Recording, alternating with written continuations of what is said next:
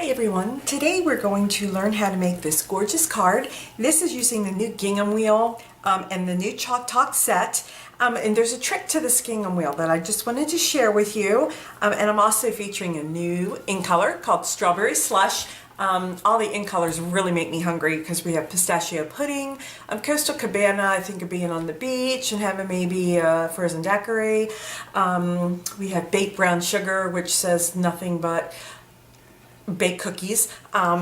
So anyway, let me go ahead and show you how to do this and this trick with this Gingham Wheel. Okay. This is the Gingham Wheel, and all the wheels have this little groove here where the pattern starts and the pattern stops. And what's going to happen is when you ink your wheel, and when I'm using it for cards, I always tend to use my ink pad. I don't use the cartridges that fit in here because I have this problem with commitment and committing an ink cartridge to a particular color. Don't ask me why, I do. I can't understand it, but I do. So what I'm going to do is I roll my wheel over my stamp pad, and I don't go, I'm going to do this, I don't go back and forth like this, okay? I go down, I lift it up, and I come back up, and I come down again. So I want to make sure I get the whole wheel inked. So I'm going to ink it, and then I'm just going to run it over here on my scratch paper so you can see. Just so happens right here is the gap. Well, I don't want that in my card, so I'm going to show you how to avoid that when you ink it, when you roll it on your cardstock. Let me get my cardstock. Oops, that's not the one. Get this piece here.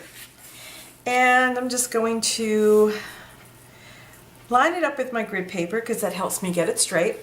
And I'm going to ink my wheel.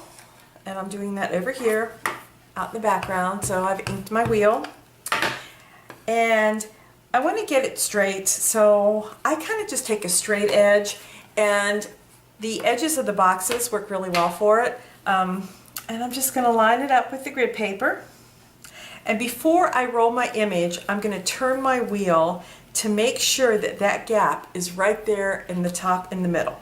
Okay? So then I'm going to start it off of the cardstock and roll it all the way down, and that way I get my pattern with no gap. Too cool. So that's the little secret. You can follow this trick with all of your wheels. It just works perfect. Then to go ahead and finish my card, I'm going to stamp my image, and this is the For You from Chalk Talk, and it would help if I got it out, so let me do that. And everything else falls out. And put this on my D size block. Of course it could be a smaller one, but the D is what I have handy. And I'm just going to ink that.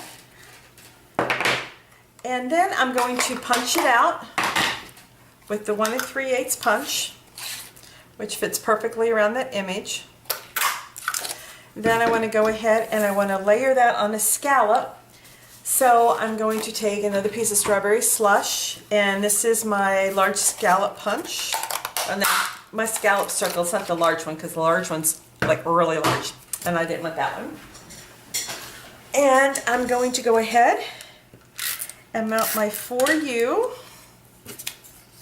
Oh, let me just get that little piece of, and that fits perfectly in there, so it layers nicely. Then I'm going to take my piece that I've used my Gingham Wheel with and mount that onto my strawberry slush cardstock. Just measurement sake, the Whisper White, it is 4 inches by 5 1/4, and the strawberry slush, it is 5 1/2 inches by 8 1/2 inches. It is scored at 4 1/4. So the last thing I have to do is put my little For You on there, and you can put it on here. I'm just going to go ahead and use some snail and put that on there, and you are good to go. Now also, when you're mounting something like this, if you do happen to have a spot where that, if you didn't line up your wheel correctly, you could also cover it like that, so that's another little trick that you can do.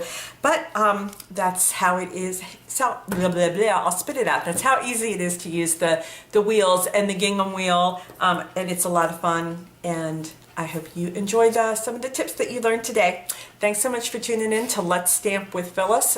Be sure to visit my blog at www.letsstamp.com. Thanks so much. Bye-bye.